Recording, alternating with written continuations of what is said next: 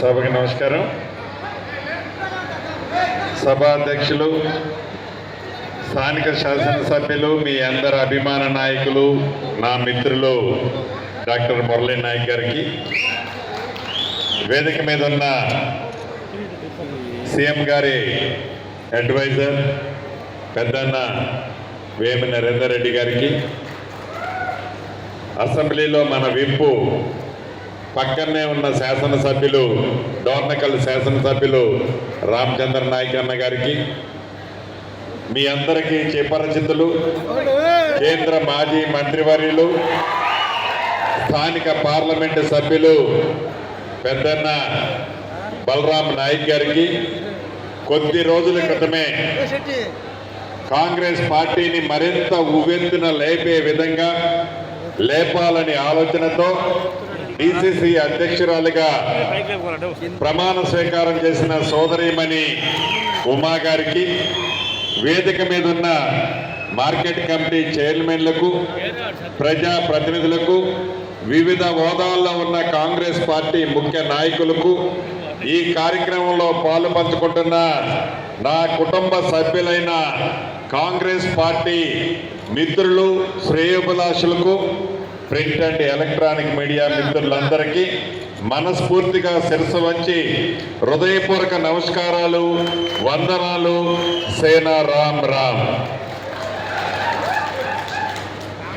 చాలా సంతోషం. మీ అందరికీ నూతన సంవత్సర శుభాకాంక్షలతో పాటు రేపు రాబోతున్న సంక్రాంతి శుభాకాంక్షలతో పాటు 28, 29, 30, 31 ఈ నెల మేడారంలో సమ్మక్క సారలమ్మ జాతర కూడా అద్భుతంగా జరగబోతుంది. దాని పక్షాన కూడా మీ అందరికీ శుభాకాంక్షలు తెలుపుతూ పెద్దలు చాలా విషయాలు చెప్పారు. ఇది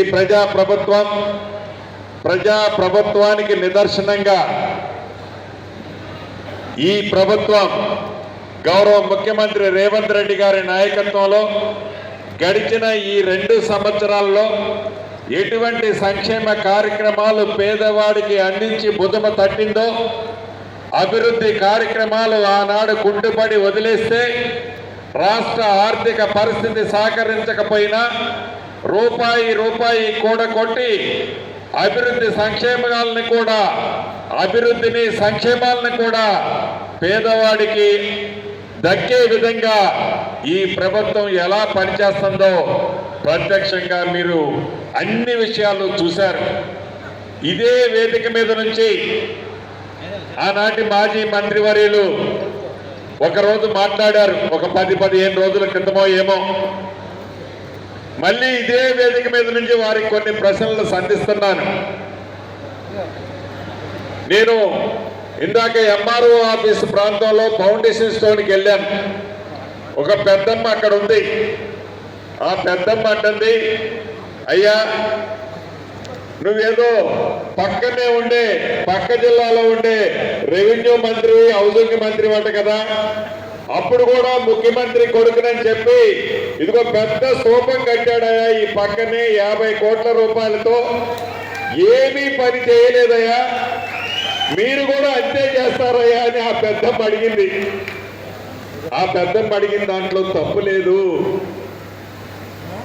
ఎచ్చులు, ఆర్పాటాలు, హైపు చేసుకోవటం తప్ప పేదవాడికి ఉపయోగపడే కార్యక్రమం కానీ, సంక్షేమం పట్ల ఆనాటి ప్రభుత్వానికి ఉన్న చిత్తశుద్ధి కానీ, తెలంగాణ రాష్ట్రంలో పేదవాడికి ఎటువంటి సహకారాలు చేయాలన్నది కానీ ఫౌండేషన్ స్టోన్ల వరకే పరిమితం తప్ప ఆ పనులు జరిగాయా లేదా అనేది ఆర్భాటం చేసుకోవటం తప్ప చూసుకునేది లేదు అనేది ఈ వేదిక ద్వారా వారినే ఒక్కసారి ఆత్మ పరిశీలన చేయాలని అడుగుతున్నాను.